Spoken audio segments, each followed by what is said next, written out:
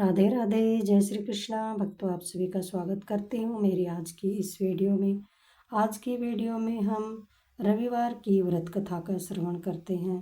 रविवार के दिन हमें सूर्य नारायण भगवान को अर्घ देकर उनका व्रत करके और उनकी कथा का श्रवण पूरी श्रद्धा और भाव के साथ करना चाहिए।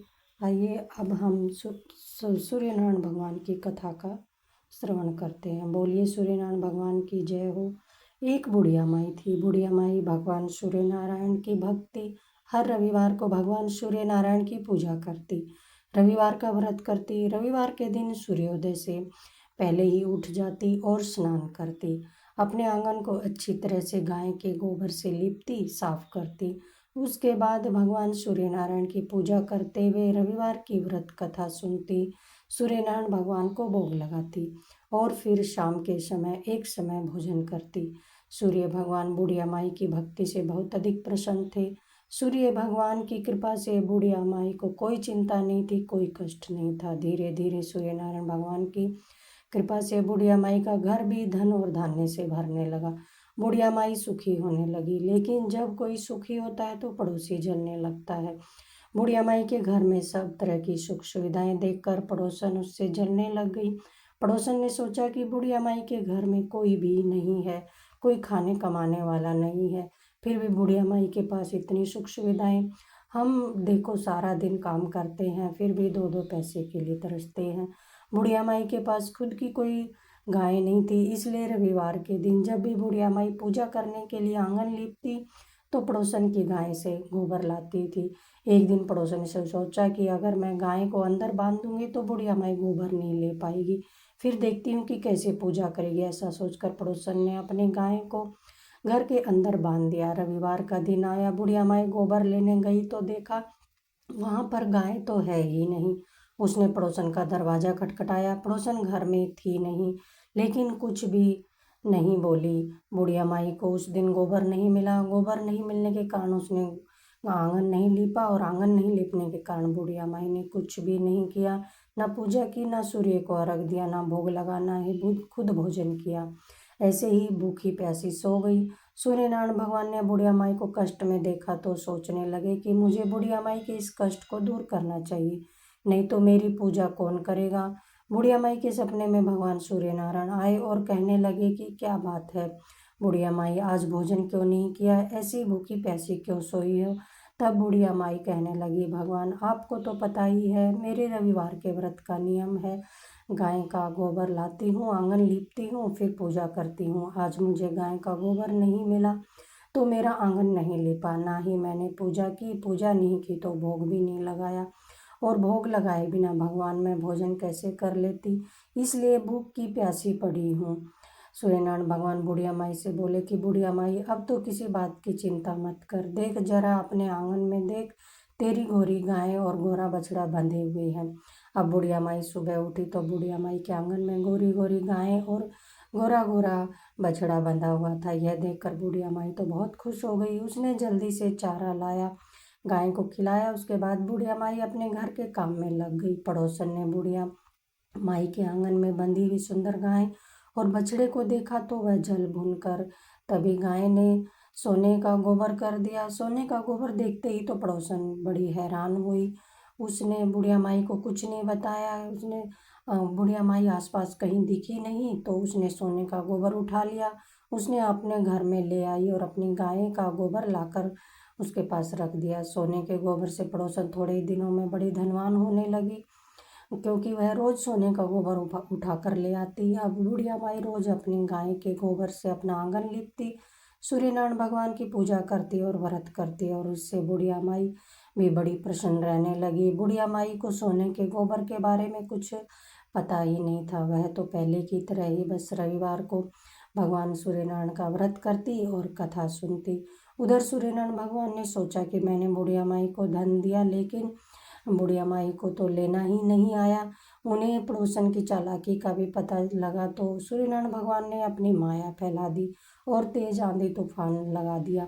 तेज आंधी आने से बुढ़िया माई ने गाय अपने घर के अंदर बांध ली। अब अपने घर के अंदर बांध ली तो गाय ने सोने का गोबर किया। बुढ़िया माई ने सोने का गोबर देखा तो वह बड़ी हैरान हुई। उस दिन बुढ़िया माई गाय को अपने घर के अंदर बांधने लगी। सोने के गोबर से बुढ़िया माई भी कुछ ही दिनों में बड़ी धनवान होने लगी। बुढ़िया माई के धन होने से जो उसका बूढ़े पड़ोसन को बहुत बुरा लगा, क्योंकि उसे जो सोना का रोज गोबर मिलता था वह बंद हो गया। इधर उसने कहलवा दिया कि बुढ़िया माई की गाय तो सोने का गोबर करती है, ऐसी गाय तो राजा महाराजा की यहाँ होनी चाहिए। तब उसके पति ने जाकर राजा के कान भर दिए। राजा ने चुगली कर दी। राजा ने कहा कि तब तक मैं देख नहीं लूँगा, मानूंगा नहीं। राजा ने वहाँ पर अपने सिपाहियों को पहरा दिया।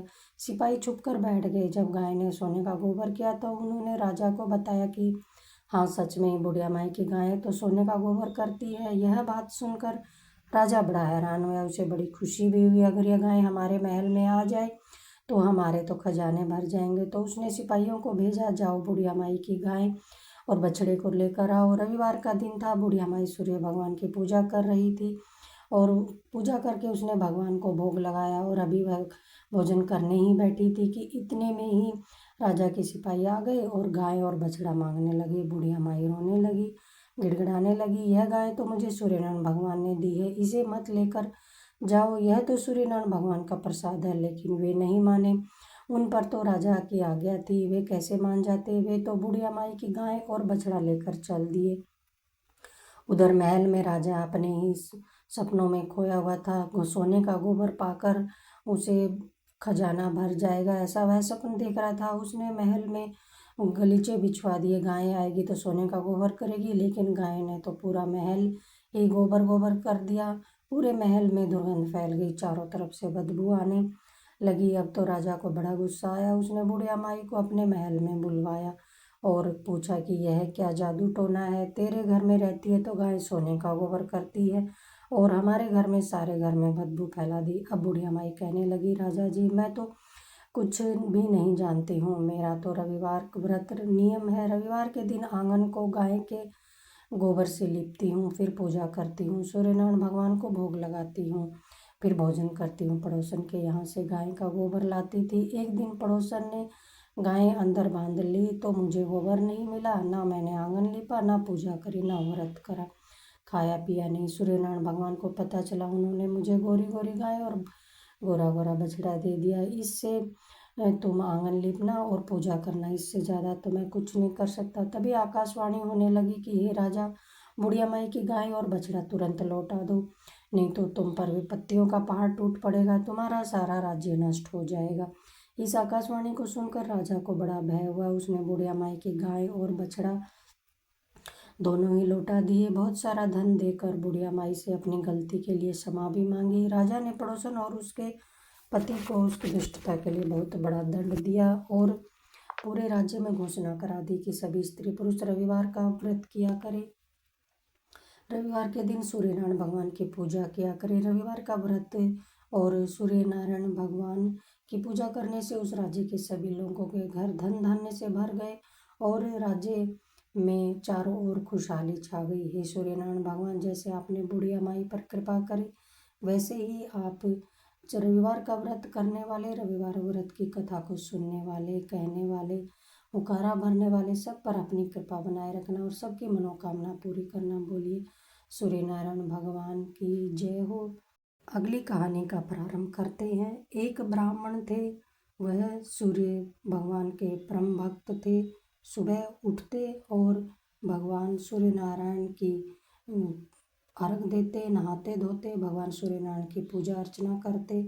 लेकिन ब्राह्मण देवता कुछ कमाते नहीं थे, बस घर में बैठे रहते। घर पर रहते तो ब्राह्मणी बार बार उसे परेशान करती, बार बार कहती कुछ कमाया करो। बाहर जाते तो अड़ोसी पड़ोसी निकम्मा कहते, वो उन्हें अपमानित करते। एक दिन परेशान होकर नहा धोकर अपने पूजन की सामग्री ली और जंगल में चले गए। वहाँ पर एक सूखा पीपल का पेड़ था, पास में सूखी एक तलाई थी।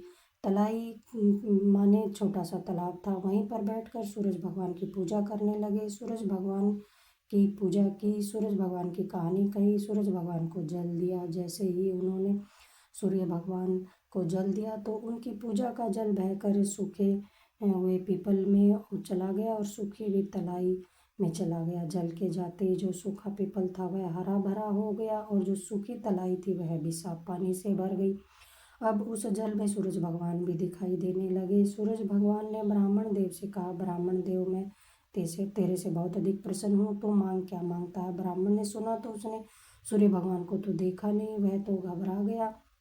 सोचने लगा कि पीपल के पेड़ पर भूत प्रेत रहते हैं, कहीं यह प्रेत की आवाज़ तो नहीं है। ब्राह्मण देवता बहुत अधिक डर गए, वापस आ नहीं सकते थे क्योंकि घर वालों से नाराज होकर परेशान होकर गए थे। डर डर के वहीं रहते रहे, रोज पूजा करते, रोज जल देते, तो रोज सूर्य भगवान पूछते मांग क्या मांगता है। सुनकर और भी चिंता करने लगे, दुबले होते रहे। अब ब्राह्मणी ने सोचा कि बहुत दिन हो गए ब्राह्मण को गए हुए, कुछ अता पता ही नहीं है, घर भी वापस नहीं आया। वह ढूंढने चली, चलती चलती जंगल में पहुंची। वहां उसने ब्राह्मण देवता को देखा तो सूखे पड़े हैं, बिल्कुल दुबले पतले हो गए हैं। वह पूछने लगी, क्या बात है, यहाँ क्यों रहते हो, ऐसे सूख कैसे गए हो। तो ब्राह्मण देव ने सारा हाल बताया।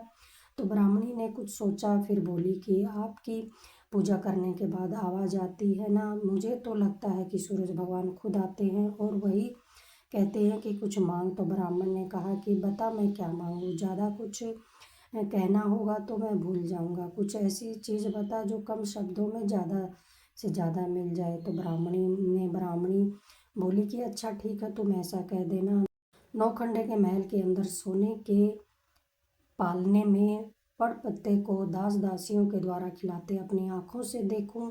इस प्रकार लंबी उम्र, महल, बेटे पोते पड़पोते, धन धान्य सब मिल जाएगा, क्योंकि धन होगा तभी तो सोने का पालना होगा, दास दासियाँ होंगे, बड़ा महल होगा, स्वस्थ रहोगे, आंखें घुटने ठीक रहेंगी, तभी तो अपने पड़पोते को सोने के पालने में झुला सकोगे और उसे देख सकोगे। दूसरे दिन ब्राह्मण देवता ने सुबह नहा धोकर सूर्य भगवान की पूजा करी, कथा करी, कहानी करी और सूर्य भगवान को जल दिया। अब जैसे ही ब्राह्मण ने पूजा समाप्त करी, ऐसे ही आवाज़ आई, ब्राह्मण देव कुछ मांग। अब जैसा कि ब्राह्मणी ने कहा था, ब्राह्मण ने तो सूरज भगवान से वैसा ही कह दिया।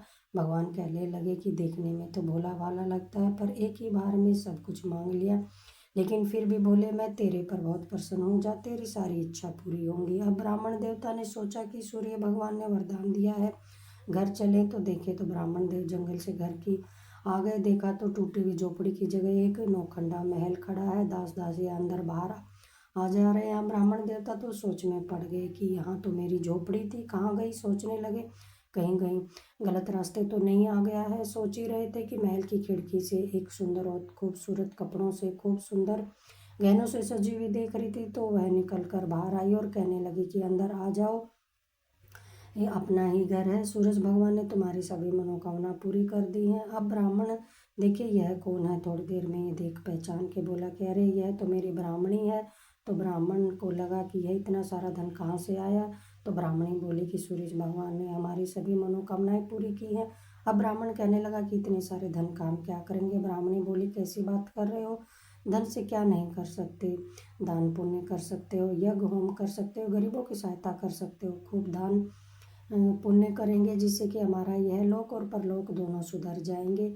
अब ब्राह्मण ने ब्राह्मणी के कहे अनुसार वैसा ही किया। अब सब राजा की जगह पर ब्राह्मण का गुणगान करने लगे, क्योंकि ब्राह्मण तो सबकी मदद करता था, जो कोई भी उसके दरवाजे पर आता उसे खाली हाथ नहीं जाने देता था, जो कोई भी उसके पास सहायता मांगने आ जाता उसकी सहायता करता, जो गरीब लोग उनकी लड़कियों के विवाह करा देता था, तो उसका खूब गुणगान होने लगा। अब राजा ने जब सुना तो सोचने लगा कि ऐसा कौन सा ब्राह्मण है जिसकी पूछ मेरे से भी ज़्यादा हो रही है। उसने ब्राह्मण को अपने महल में बुलवाया।